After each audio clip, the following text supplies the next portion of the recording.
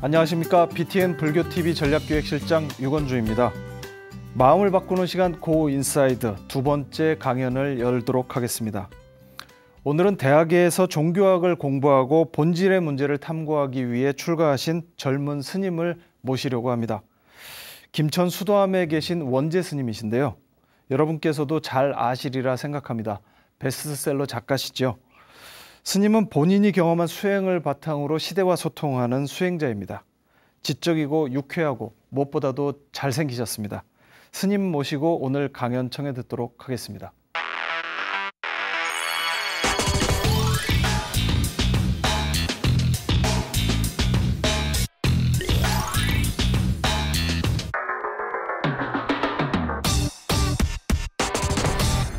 원재 스님, 오늘 어떤 말씀 해주실지 궁금한데요. 제가 미리 살짝 들어봤는데 종교인들 혹은 또 이 시대를 살아가는 사람들이 한 번쯤 꼭 들어봐야 될 그런 주제라고 생각합니다. 스님께 강연 청해 듣도록 하겠습니다.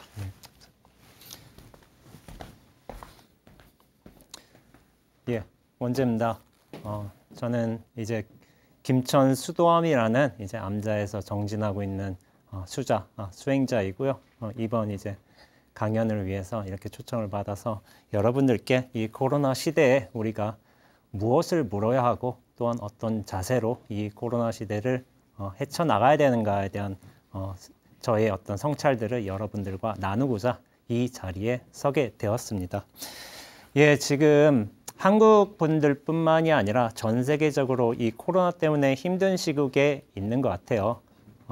그런데 저는 수행자들은 아무래도 산에서 살다 보니까 이 코로나 시국을 일반 분들보다는 굉장히 체감적으로 덜 느끼는 것 같기도 합니다. 아무래도 이제 자연에서 살다 보니까 마스크도 훨씬 약간 덜 쓰는 것 같고요. 사람들하고 모이지가 않으니까.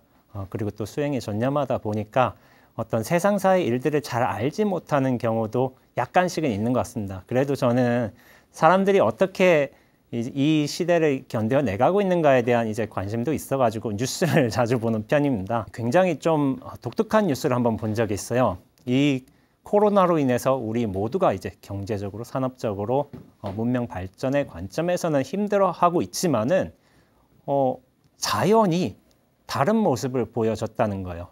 이를테면 뭐 인도 펀자브 지방이라는 곳이 있거든요. 그곳에 어떤 일이 있었냐면은 지금까지는 인도가 관광이라든지 어떤 산업이라든지 기반 산업 같은 거를 유지하느라고 공장을 많이 돌려야 됐고 또 매연에 대한 구체적인 어떤 이제 대응을 하지 않고 아무래도 많은 이제 매연을 낼 수 있는 상황들도 허용했던 것 같아요. 그런데 이 코로나 영향 때문인지 그런 산업 기반 요소들의 활동이 정체되다 보니까 또 교통량도 줄어들다 보니까 대기질이 깨끗해져서 히말라야 산맥이 훤히 보인다는 거예요. 실제로 이제 펀잡에 사는 마을 주민도 30년 동안 자기가 살면서 이렇게 환한 모습의 히말라야를 본 적이 없었다고 그렇게 얘기를 하는데 이 사진이 뜨는 바람에 코로나로 인해서 어떻게 보면 자연이 스스로의 회생시로를 우리한테 보내주고 있는 것이 아닌가라는 저는 그런 생각을 하게 되었습니다. 자연이 좀 살아나고 싶다는 그 신호를 이 코로나를 통해서 보여주고 있다는 것이죠. 그러면서 저는 과연 우리 인간 문명 성장 일변도의 어떤 방향으로서 그렇게 나아가기만 했는데 과연 자연과 우리가 공존을 해가면서 서로 해치지 않고 균형 있는 발전을 해나갈 수 있지 않을까 이런 고민을 좀 해본 적도 있습니다. 실제로 코로나로 인해서 우리의 어떤 경제적인 손실 같은 게 많이 벌어진 것 같아요. 많이 벌어진 것 같지만은 모두가 다 그렇게 힘든 상황이 있지만은 그러면서도 제가 좀 보기에 약간 성공하고 있는 분야들이 몇 가지 좀 있는 것 같습니다. 그 중에 4가지 정도가 있는데 첫 번째는 이제 주식 부동산 시장인 것 같아요. 주식 부동산 시장 같은 경우에는 우리가 이 코로나로 경제적 어려움 때문에 수입이 줄어들고 그리고 실업률이 많이 발생하고 자영업자들이 많이 힘든 상황이 있다 보니까 경제적 어려움 때문에 이것을 보조하기 위해서 다른 종류의 수입이 없을까 사람들이 많이 이제 고민하고 있는데요. 그런 차원에서 아무래도 주식과 부동산에 관심을 많이 기울이고 있는 것 같습니다. 그래서 최근에 보면 주식 관련된 서적이나 영상들이 굉장히 인기를 끌었고요. 뉴스에서도 보다시피 비트코인이라든지 전자화폐에 대한 관심이 상당한 것 같습니다. 그러나 이것이 주식 부동산 시장이 그대로 활성화됐느냐의 문제보다는 이런 경제적 어려움의 어떤 반작용으로 그것에 대한 관심이 높아지지 않았나 하는 생각이 들고 있습니다. 그러면서 또 이제 다음으로 성공한 시장을 보자면 배달 시장이 있겠죠.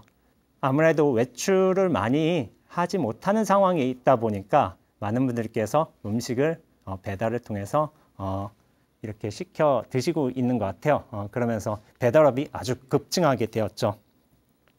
다음으로 성장한 것이 출판 시장입니다. 아무래도 바깥 외출을 못하다 보니까 혼자 있는 시간이 많다 보니까 출판물, 저작물에 대한 이제 독서 시간이 많이 늘어난 것 같습니다. 사실 지금의 시대는 도서 출판 산업이 굉장히 좀 위축되는 시대인 것 같아요. 과거 10년 전에 비하자면은 굉장히 많은 책들이 다양하게 팔렸는데 지금에는 사람들이 그렇게 책을 읽지 않는 시대로 접어드는 것 같다고요. 그러나 코로나가 본격화되면서 오히려 도서 판매율이 늘었어요. 그리고 이 출판 시장에 맞물려서 이제 더욱 성장하게 된 시장이 있는데 저는 이것이 동영상 시장 같습니다. 넷플릭스를 의지해서 여러 동영상 플랫폼이 있죠. 그러나 우리에게 가장 많이 알려진 것은 아무래도 이제 유튜브가 아닐까 싶어요. 실제로 많은 분들께서 어떤 이것을 취미 활동으로 하시기도 하고 아니면 유튜브에 또 광고도 실을 수가 있잖아요. 이걸 약간 부수입을 얻을 수 있는 차원에서 이렇게 하는 분들도 많이 계신 것 같아요. 유튜브라는 게 사실은 누구나 할 수 있잖아요. 진입 장벽이 없다는 장점이 있는 것 같습니다. 또한 이제 굉장히 자율적으로 컨텐츠를 짤 수 있고요. 그러면서도 특별한 이제 자본 없이도 우리가 그렇게 나아갈 수 있는 것 같아요. 그러면서 저는 제일 많이 보게 되는 게 제가 종교인으로서 또 수행자로서 영성가 그리고 영성 명상의 수행에 관련된 영상들을 아무래도 많이 보는 것 같습니다. 그런데 이 영성가들을 제가 유튜브 영성가들을 보면서 이분들의 나이나 직업 굉장히 다양하다는 느낌을 많이 받았어요. 실제로 저는 20대 분들의 영성가들의 그런 모습을 보면서 굉장히 영성을 잘 설명해 주시는 거예요. 영성의 수준이 결코 낮지가 않습니다. 그러면서 저는 저분들께서 어떻게 저렇게 영성을 잘 개발하시고 어떤 자기의 어떤 솔직한 경험을 저렇게 잘 말씀해 주실까 하는 생각이 들었어요. 왜냐하면은 종교체계에 들어와 계신 분들이 아닌 거예요. 그런데 저렇게 어떻게 높은 영성 수준을 저렇게 편안하게 이야기하고 있지 하고서 많이 좀 충격을 받았고 도대체 저런 수준까지 갔었구나 하고 저도 약간 놀란 거였어요. 이런 일반인들이 영성을 개발하고 있다는 사실은 어떤 의미에서는 불교 그리고 여타의 종교들이 시험대에 오른 것이라는 생각도 들어요. 왜냐하면 수십 년 전만 해도 영성 개발은 종교의 전유물이었어요. 고유의 영역이었어요. 그러나 지금에는 모든 이가 영성을 개발할 수 있는 거예요. 이것을 두고 무엇이라고 하냐면 깨달음의 민주화 시대가 펼쳐졌다고 이야기하는 분들도 계십니다. 그런데 저는 이러한 사실들을 좀 눈여겨봤어요. 지금은 탈종교화 시대를 우리가 겪어나가고 있는 추세에 있습니다. 종교인들은 성직자들은 줄어들고 있어요.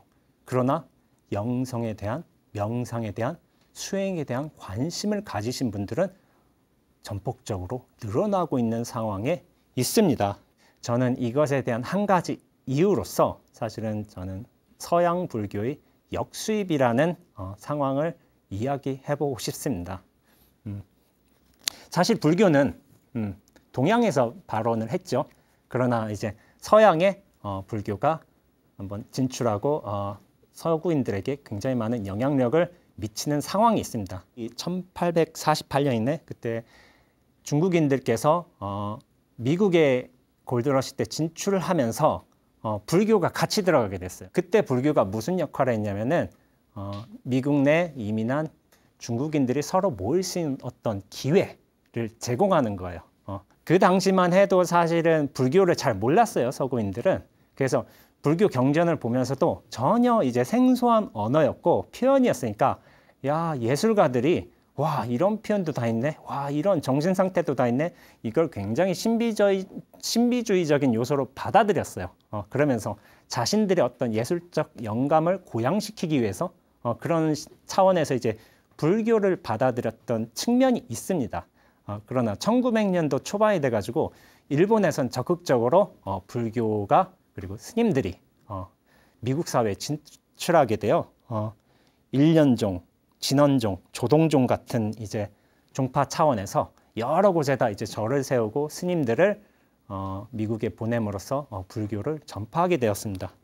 그러다 이제 1950년대 이제 그런 전파된 종단들이 점차 안정화하고 신도 교육을 하게 되면서 미국인 내 불자들이 양성되게 된 거예요.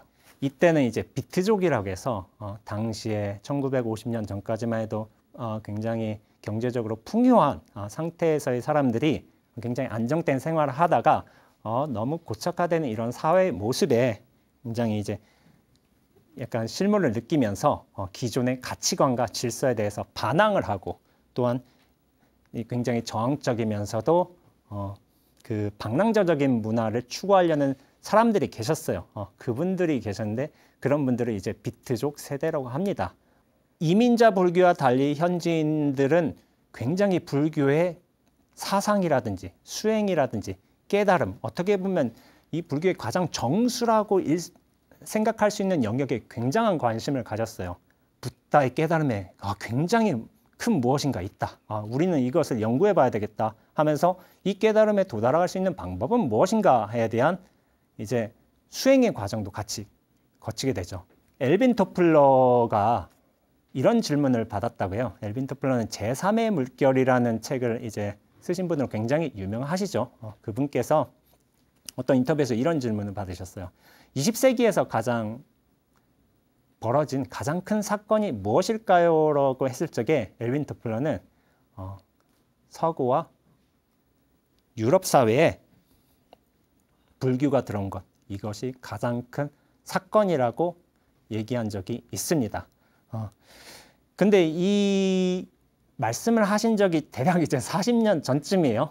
그러니까 약간 이 불교에 대해서 굉장히 호의적이고 긍정적인 기대를 하신 분은 야, 불교가 서구사회에 들어갔으니까 그러니까 우리는 이제 많은 분들이 이제 불교인으로 전향할 것이다라고 생각하시는 분들도 여전히 계신 것 같아요. 그러나 40년이 지난 지금의 시점에서 과연 그분들께서 불교인이 되었는가라고 저 스스로 질문할 적에, 그리고 저는 유럽을 많이 여행하고 그리고 미국에서도 여러분들을 만나 뵀거든요. 불교인이 되지는 않았어요. 제가 볼 적에. 미국에서 한번 종교인 한번 숫자 조사를 한 것 같아요. 그때 이제 불교인이 얼마나 되는가를 한번 조사를 했는데 그 수가 200만에서 1000만이었어요. 근데 이게 좀 의아스럽잖아요. 200만이면 하고 1000만하고 다니는 무려 5배 차이인 거예요. 그래서 어떻게 이런 숫자가 나오지라고 생각을 했을 적에 200만이라는 거는 정기적으로 모임에 참석하고 그리고 그 수행을 하고 있고 그리고 불교에 대한 믿음, 교육 과정을 철저히 거친 사람들이 어떻게 보면 200만인데 1000만이라는 거는 뭐냐면은 난 불교를 좋아해. 불교의 사상이 참 마음에 들어. 그러면서 명상에 관심 있어. 이걸 난 틈틈이 해. 이런 광범위한 의미에서의 불자가 1000만까지 된다는 거예요. 그러니까 이거는 참 미국인들의 참 독특한 모습인 것 같아요. 불교를 호의적으로 대하고 불교의 어떤 장점들을 충분히 나의 삶에서 좋은 방식으로 받아들이되 불교인은 아니다 라고 생각하는 분들도 계셨던 거죠. 저는 이것이 미국 사람들의 독특한 어떤 생활 방식, 프래그마티즘, 실용주의에서 발원한 것이라고 보고 있습니다. 마음과 이제 영성을 개발을 하지만은 또한 그런 차원에서 삶을 개선하고 있지만은 불교인으로서 제도 종교로 들어오지는 않았던 거예요. 저는 이런 실용주의적 관점에서 불교를 굉장히 잘 받아들인 분 중에 여러분이 계신데 존 카바찐 박사를 말씀드릴 수도 있을 것 같아요. 카바찐 박사는 매사추세츠 의과대학 명예교수세요. 그러면서 의학에 어떤 명상의 방법을 도입시킨 분으로 유명하세요. 이분께서는 마음 챙김 명상이죠. 이 명상의 가장 기본적인 요소들을 가지고 일반인들이 겪을 수 있는 스트레스를 완화할 수 있는 프로그램을 개발했습니다. 명상이 하나의 의학 혹은 산업 프로그램으로 이렇게 될 수 있는 여건을 마련하신 거예요. 그리고 이것을 체계화시키면서 전 세계에 광범위하게 퍼지게 하셨습니다. 그 다음에 이제 아디아샨티 같은 분도 계신데, 저는 아디아샨티라는 이분이 참 대단했던 것 같아요. 저는 선원에서 선공부를 하고 선수행을 했잖아요.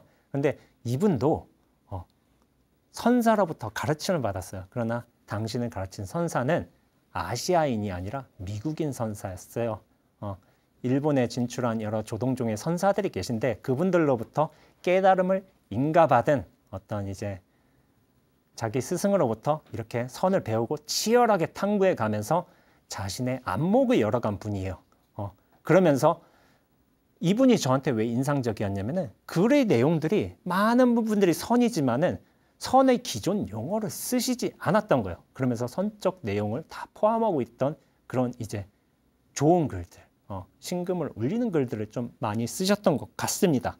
동양에서는 기존의 명상수행에서는 현실을 초월하는데 어떻게 보면 그런 목적이 있었지만은 이 미국으로 들어간 불교와 명상은 현실을 개선시키고, 그러니까 삶의 어떤 질을 상승시키는데 그런데 목적을 가지고 있었던 것 같습니다. 이것이 실용주의적 사고방식이에요.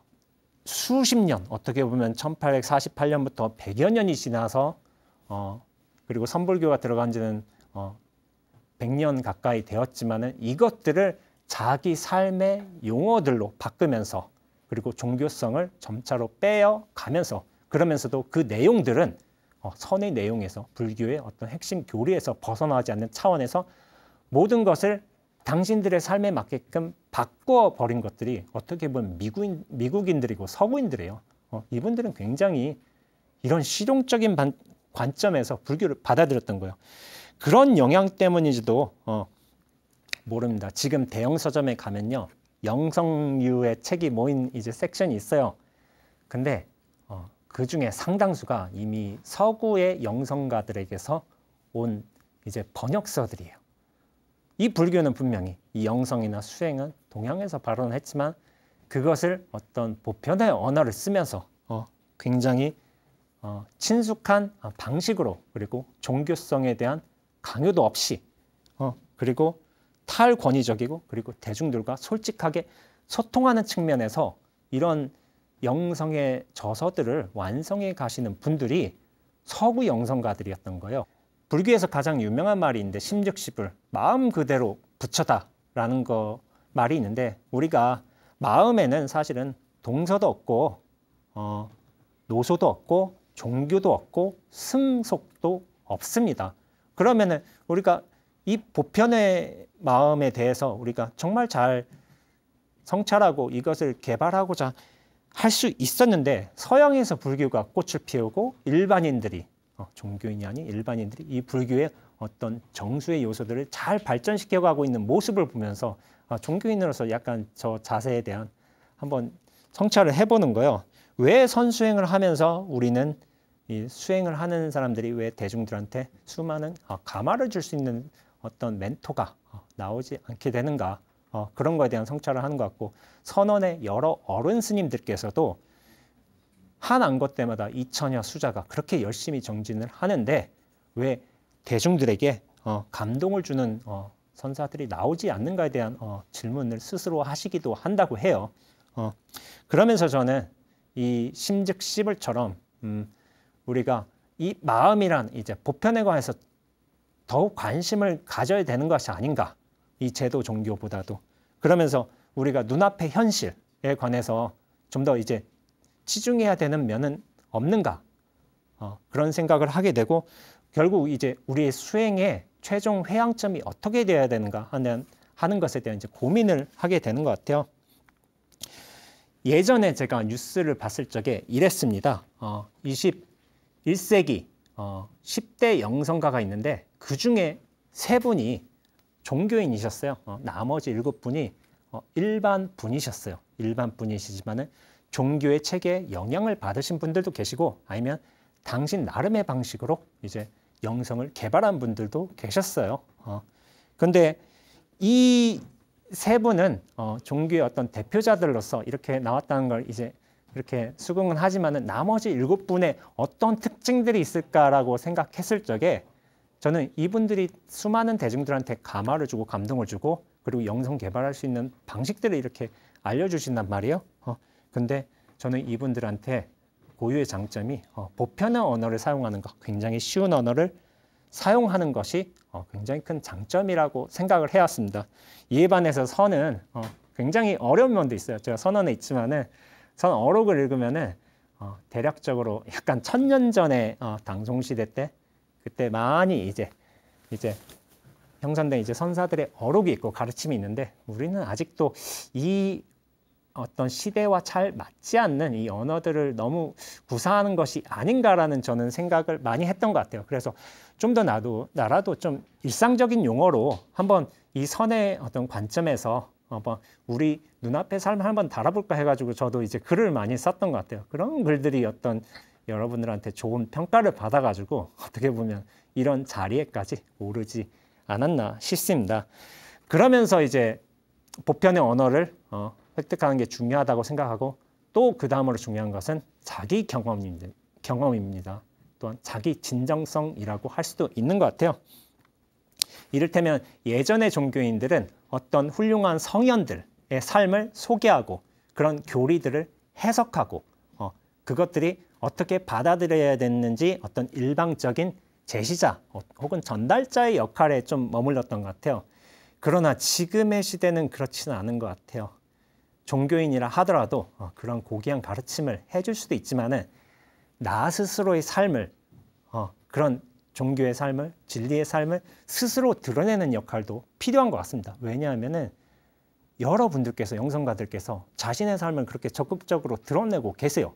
그러나 아무리 종교인으로서 산다 하더라도 우리의 경험이라든지 생각은 이 보편의 차원에서 많이 벗어나지 않습니다.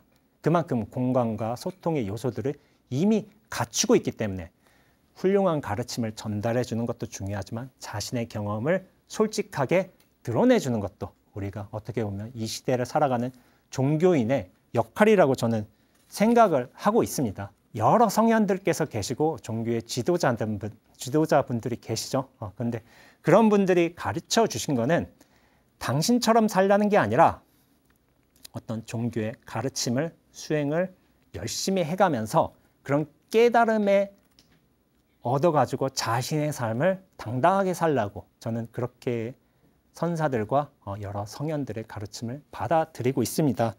우리가 부처님은 지혜라고 하실 수도 있고, 이를테면 예수님은 사랑이라고 할 수도 있는데, 이런 지혜와 사랑의 가르침을 받으면서도 그것이 내 눈앞의 삶으로 직접적으로 펼쳐지지 않고 내 삶으로서 확인되지 않는다면 그것은 그렇게 큰 의미가 없다고 보고 있어요.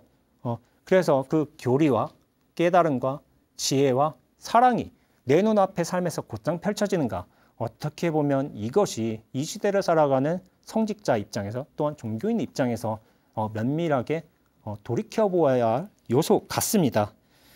그렇기에 우리가 처음에는 성현의 가르침을 이제 배우고 깨달음을 얻으려고 노력을 하겠지만 그 끝은 어떻게 보면은 그 성현에 의지하지 않고 자신의 삶을 주체적으로 당당하게 살아가는 것이라고 믿고 있습니다. 그런 차원에서 저는 자기 진정성이란 게 굉장히 중요하다고 생각을 해요. 자기한테 솔직하게 물어야 되는 거예요. 물론 내가 알고 내가 배운 것에 의지해서 자기 삶을 살아가는 것이 아니라 그것들이 나의 삶으로 정말 알맞게 정말 온전하게 체화가 되었는가, 이것이 정말로 중요한 요소이기 때문에 저는 자기 진정성을 회복하는 것, 그것이 가장 중요하다고 생각을 하고 있습니다. 저는 종교인이지만은 일반인의 관점에서 또한 이 시대를 살아가고 있는 한 보편의 사람으로서 자신을 솔직하게 드러나고 그런 자기 진정성을 바탕을 통해서 여러분들과 함께 할 수 있다고 생각을 하고 있습니다. 과거에는 한 명의 위대한 영웅이 있었고 또한 지도자가 있었어요. 그렇지만 지금은 다수의 종교의 영성을 개발하고 있는 다수의 사람들이 계시기도 하고 일반인들이 그런 영성도 훌륭하게 개발을 해가고 있습니다. 그런 차원에서 신화와 권력의 프레임이 지금에 있어서는 일상과 평등의 프레임으로 바뀌고 있는 중요한 시점이라고 생각하고 있습니다. 어떻게 보면 이거는 이 시대적 추세이기도 하고 인류 역사에 있어서 또한 종교 영성 개발에 있어서 보편의 요소였던 것 같습니다. 이런 자기 진정성, 인간 중심으로 회복하는 게 우리 시대 종교의 과제이자 또 이제 종교인들이 나아가야 할 방향성이 아닌가 하고 생각하고 있습니다.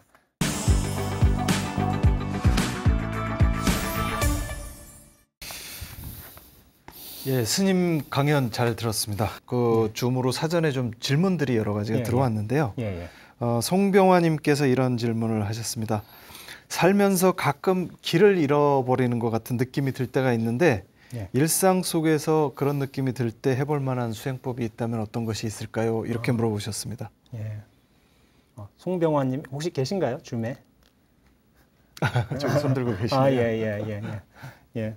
이런 상황에서 내가 어렵기 때문에 무슨 수행을 했으면 좋겠느냐라는 질문을 하시는 것도 물론 나쁘지는 않지만은 어려움을 닥쳐서 수행을 찾는 것보다는 저는 그 어려움이 오기 전에 내가 그것을 견뎌낼 수 있는 어떤 공력을 키우는 게 중요하다고 생각을 해요. 그러니까 어떤 종류의 우울함이 오기 전에 내가 미리 그것을 견뎌낼 수 있는 준비를 한다는 거죠. 그러니까 절을 하신다면은 절을 우울할 때 하시지 마시고 하루마다 루틴으로 규칙적으로 해보세요. 잘 견뎌낼 수 있는 힘을 가진 상태에서 그런 상황을 맞닥뜨리고 하는 거는 차이가 있어요. 규칙적으로 해야 자신의 성취감도 있고 자기가 알게 모르게 쌓게 되는 어떤 내공의 힘도 있어요. 내공의 힘도 있는데 그것은 내가 어떤 상황에서 벗어나기 위한 방편에서가 아니라 어떤 상황이 오더라도 이것을 잘 치러내고 보내주겠다는 어떤 힘을 기르는 거예요. 그래서 맨 처음에는 절을 이를테면 108배 정도 하더라도 그것도 좋아요. 매일매일. 그러나 이제 제가 말씀드리고자 하는 거는 이제 한 달을 한다든지 아니면 100일을 한다든지 그런 꾸준하게 하는 거예요. 꾸준하게 하는 데서 힘이 생기고 거기에 자신의 어떤 루틴을 만들어가면서 거기에 안정화가 더해지게 돼요.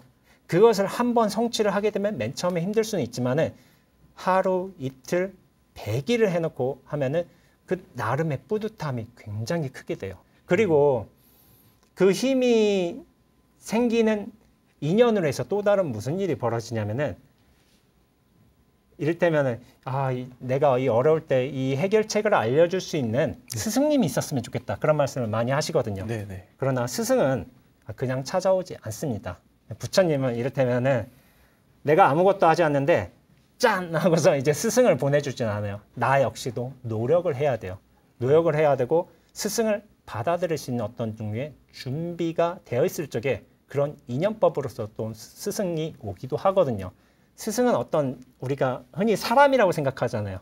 사람이라고 생각할 수 있는데 종교인이라고 생각할 수 있는데 전혀 의외의 사람의 모습으로서 혹은 사람이 아닌 모습으로서도 스승은 올 수가 있어요. 이를테면 유튜브 채널 이런 것들이 굉장히 나한테 마음의 안정을 되게 주기도 하거든요.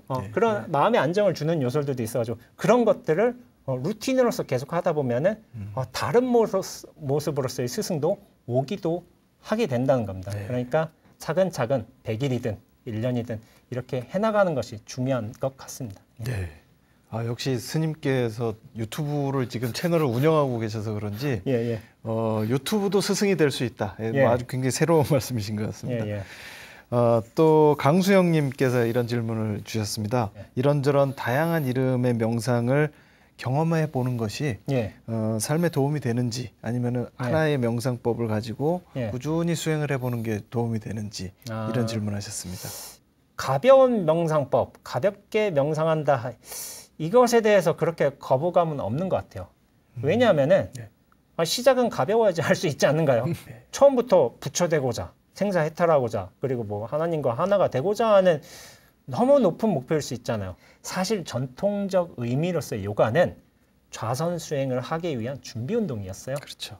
그리고 나중에 이제 좀 더 고차원적으로 가자면은 차크라, 여는 수행을 하면서 어떤 신과의 합의를 하기 위한 준비 운동 단계였던 것 같아요. 근데 지금에 있어서 이를테면 한국에서 누가 신과의 합의를 위해서 나는 요가 운동을 해 라고 하는 사람은 없을 거예요. 그렇죠. 그러니까 이거는 원래 요가는 그런 의미가 아니었어요. 그러나 사람들이 어떤 자신의 몸매 유지라든지 어떤 생활 건강, 미용의 목적에서 하기도 하지만은 저는 이것도 나쁘지 않다고 보고 있어요. 왜냐하면은 그런 것을 하면서 요가의 어떤 깊이가 깊어지는 사람들도 있어요.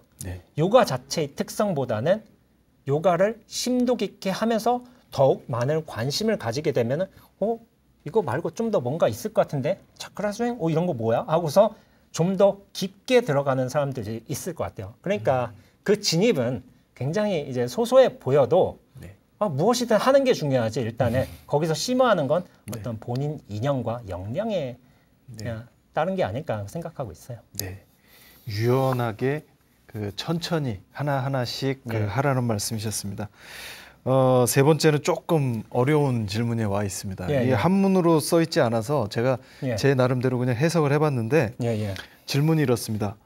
해오철을 얻은 후 보임으로써 해야 할 것이 무엇인가? 해오철이라는 건 이제 법의 원리, 깨달음의 이치를 이치적으로 깨닫는 거예요. 이치적으로 해석하고 깨닫는 것을 얻었다고 이제 말씀하시는 거죠. 보임이라는 게 뭐냐면은 보호하고 지킨다는 뜻이에요. 그것은 이제 깨달음이 상하지 않도록 이걸 잘 지켜내가면서 어떤 깨달음이 삶으로 체화되도록 이렇게 한다는 건데 굉장히 수행 전문의 용어예요. 전문의 용어고 이런 단계를 아시는 분이 이런 질문을 하신 것 같아요. 원래 해오와 증오라는 게 있는데 해오는 이 깨달음을 이해해서 아는 차원, 그러면서 증오는 삶의 경계와 순간, 눈앞의 삶으로서 깨달음이 하나하나 증명되는 차원의 깨달음인 거예요. 한 번에 확 깨달음이 왔는데 그렇다고 어떻게 보면은 삶이 굉장히 문제가 다 해소되지는 않는 상황에서 모순점을 겪기도 하거든요. 분명히 내가 깨달았는데 이게 내 삶이 원만하지가 않아. 그러면서 삶이 분명히 깨달으면 모든 일이 다 끝난다고 했는데 나는 여전히 생사의 문제에서 허덕이고 있어. 깨달음이라는 것을 일별 한번 슬쩍 봤다 하더라도 그것이 나의 삶으로 온전하게 익어가느냐는 약간의 시간 차이가 있는 것 같습니다. 습성들은 업습이라는 거는 굉장히 강하고 견고해요.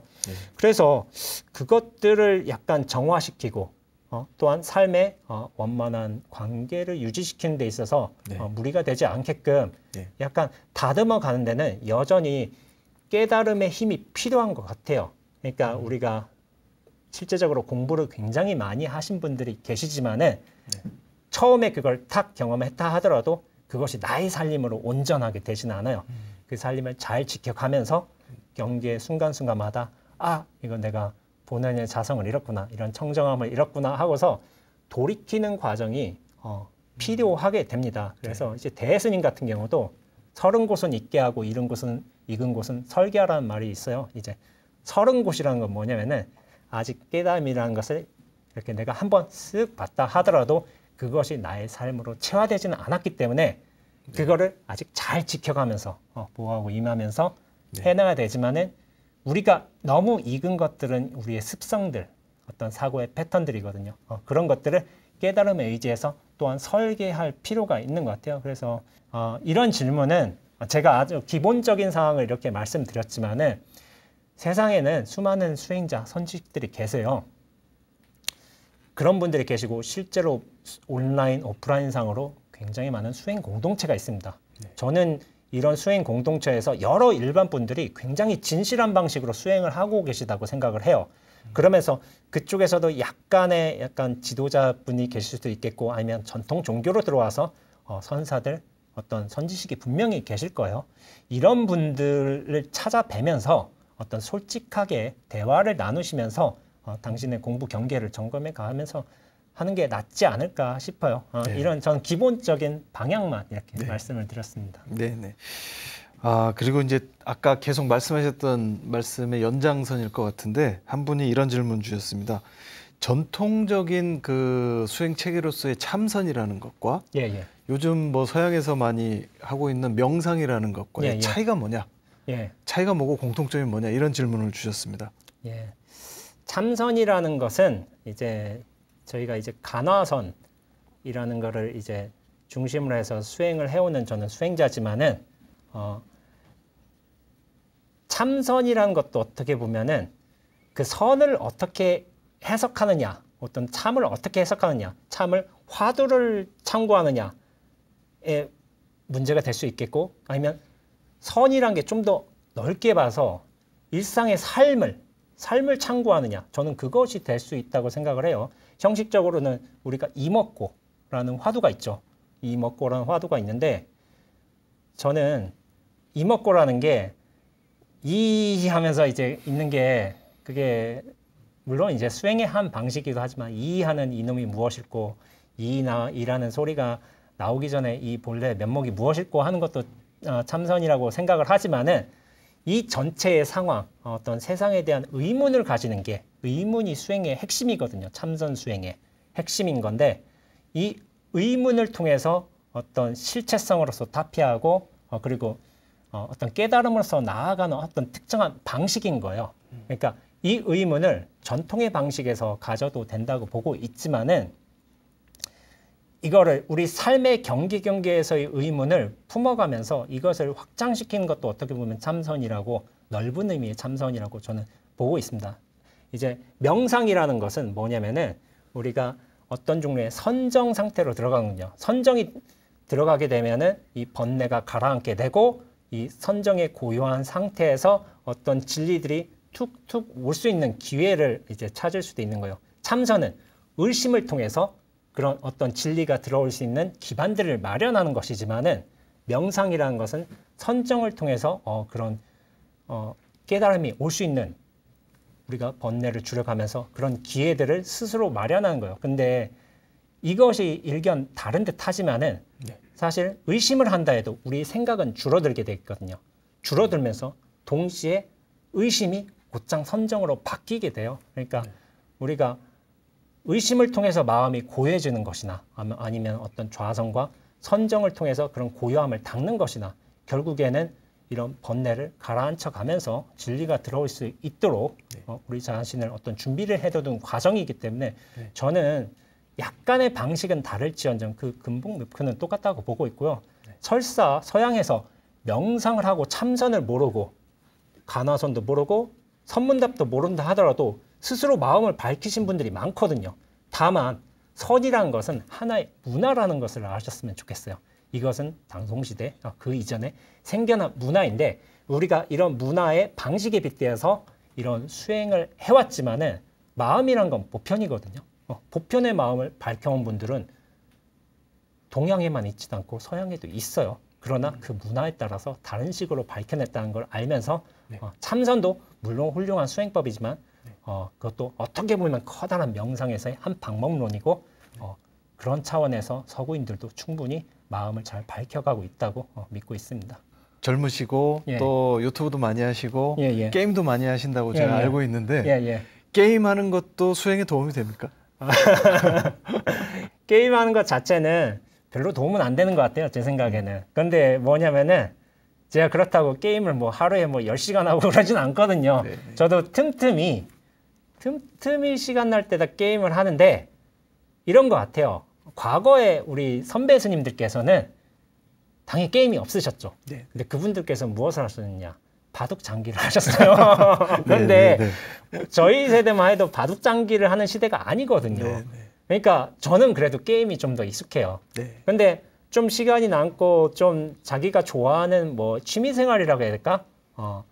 그런 것들 중에 하나로서 게임이 있는데 다만 이런 게 있는 것 같아요. 저는 게임을 하더라도 재밌어요. 게임을 하면 재밌고 야, 저 도시를 어떻게 침략할까 막 이런 생각도 하게 하는데 어떤 게임의 어떤 흐름을 보면서 어떤 상태에 들어가면 제 마음이 움직이는 걸 봐요. 게임 상태에서도. 근데 내 마음이 왜 이렇게 움직였지? 저거는 분명히 게임상의 일이고 분명히 나는 슬퍼할 일이 없는 것 같은데 나는 왜 화가 났다가 지금은 사라지고. 그러니까 수행자 습성 때문인가? 물론 게임에 푹 빠져서 이렇게 즐기면서 하는 면도 있지만은 과연 저 좀비가 왜 내가 두려워하는 거지? 내가 저 좀비를 왜 두려워하는 이유가 뭐지? 하고서 저를 성찰해보는 기회를 게임으로도 얻게 되는 경우가 많았어요. 그래서 저는 게임은 저 나름의 취미생활인데 그것을 어떤 식으로 자기 관점에서 좀 바라보느냐도 어떻게 보면 수행자로서 제가 하게 된 독특한 이제 작업 중에 하나가 아니었나 생각하고 있습니다.